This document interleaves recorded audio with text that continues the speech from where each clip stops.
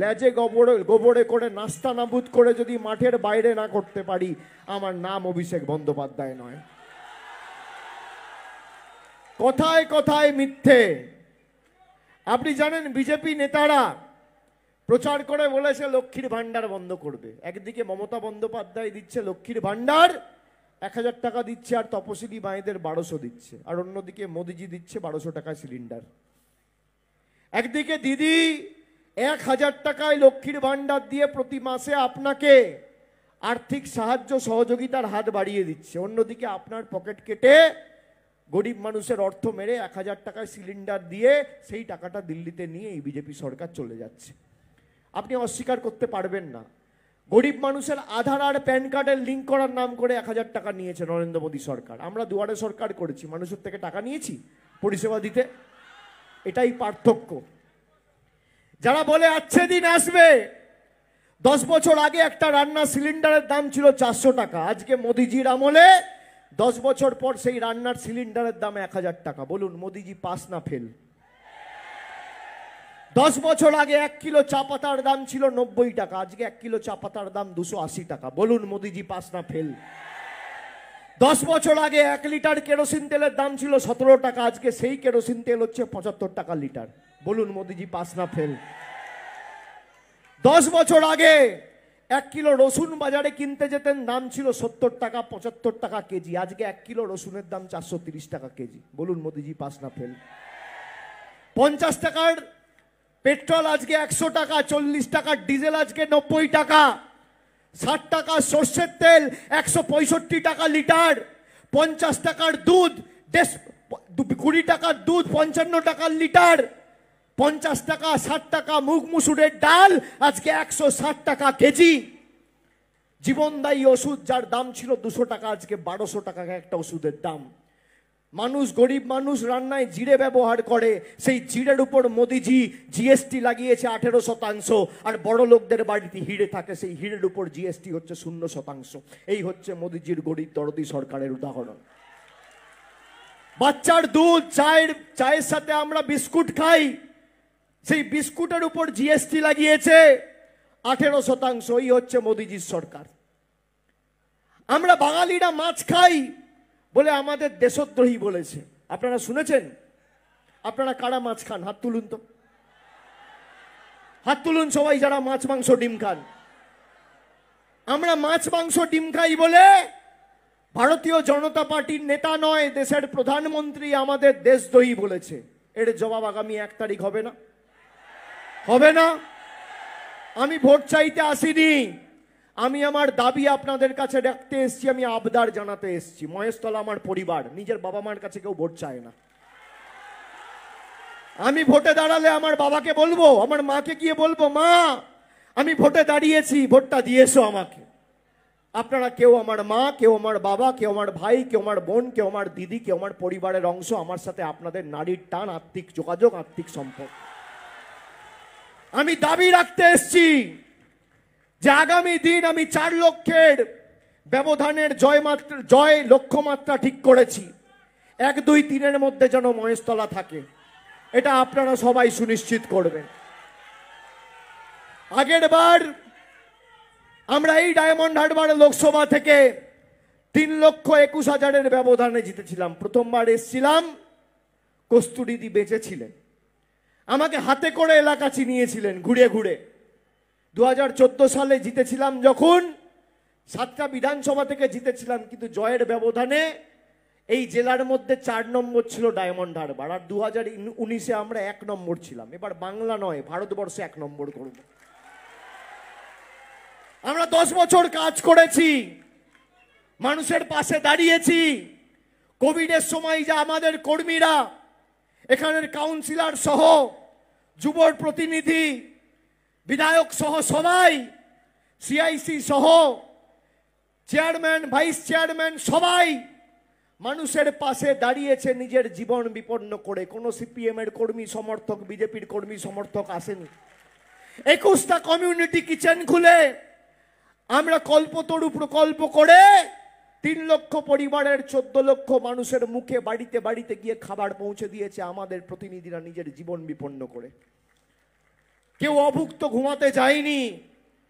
হঠাৎ করে ভারতবর্ষের প্রধানমন্ত্রী ঘোষণা করে দিল অপরিকল্পিতভাবে লকডাউন। মানুষের বাড়িতে চাল নেই, ডাল নেই, গম নেই, খাবার জিনিস নেই, দুধ নেই, বিস্কুট নেই, খাবে কি? 7 দিনের সবজি থেকে শুরু করে সর্ষের তেল থেকে শুরু করে মাস্ক, স্যানিটাইজার আমরা পৌঁছে দিয়েছিলাম। তারপর 7 দিন পর কল্পতরু করে মানুষের বাড়িতে খাবার পৌঁছে দিয়েছিলাম। আমাদের শেষ রক্তবিন্দু পর্যন্ত আমরা মানুষের জন্য কাজ করতে বদ্ধপরিকর।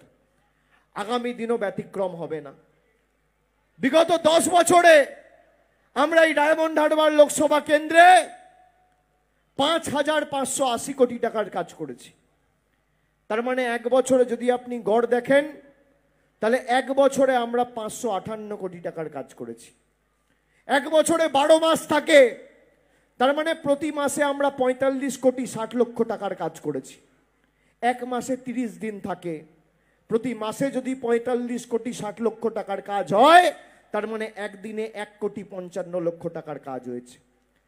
1 কোটি 55 লক্ষ টাকা রোজ, যতদিন 10 বছর ধরে আমি সাংসদ, 2014 সালের 5ই জুনের পর থেকে 6ই জুন থেকে আজ 30শে মে, প্রতিদিন 1 কোটি 55 লক্ষ টাকার কাজ এই ডায়মন্ড হারবারের মাটিতে করেছে।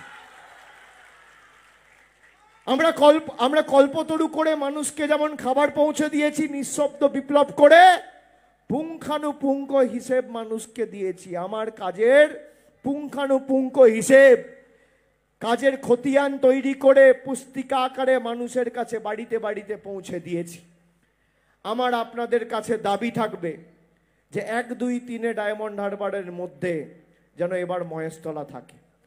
আগের বার 1 মিটিয়া বুরুজ ছিল, কালকে আমাদের নেত্রী মিটিয়া বুরুজে এসছিলেন, সেখানে মানুষের কাছে আমার হয়ে তিনি আবেদন রেখেছেন। আমি প্রচার শেষ করলাম এই মাটিতে, আমি আবেদন রাখব যে আগামী দিন ভারতবর্ষ জুড়ে বাংলা বিরোধী সহ জনবিরোধী বিজেপিকে উৎখাত করার যে ডাক Mamata Bandyopadhyay brigade parade grounds থেকে দিয়েছিল, তার শেষ পেরেকটা আমরা আজকে মহেশতলার মাটিতে পুঁতে দিয়ে গেলাম। এরা যাচ্ছে, এদের ক্ষমতা থেকে যাওয়া কেউ আটকাতে পারবে না। আমি মানুষের স্বতঃস্ফূর্ততা দেখেছি, আপনারা দেখেছেন তো। 3 বছর, 4 বছর, 5 বছর ধরে আমার পিছনে কিভাবে এরা লেগে রয়েছে। কখনো ইডি, কখনো সিবিআই, এমনকি আমার বয়স্ক মা বাবাকে ছাড়েনি। আমি মাথা নত করার ছেলে নয়, গলা কেটে দিলেও জয় বাংলা বেরোবে, আমি অন্য ধাতুতে তৈরি।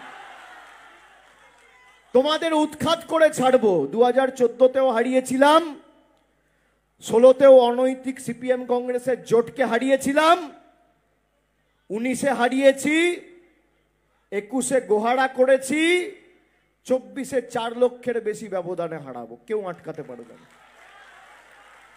যত কুৎসা করবে জয়ের ব্যবধান তত বাড়বে। আমার বিরুদ্ধে এত কথা বলে বিজেপির সর্বভারতীয় নেতারা, কে বারণ করেছিল আমার বিরুদ্ধে দাঁড়াতে?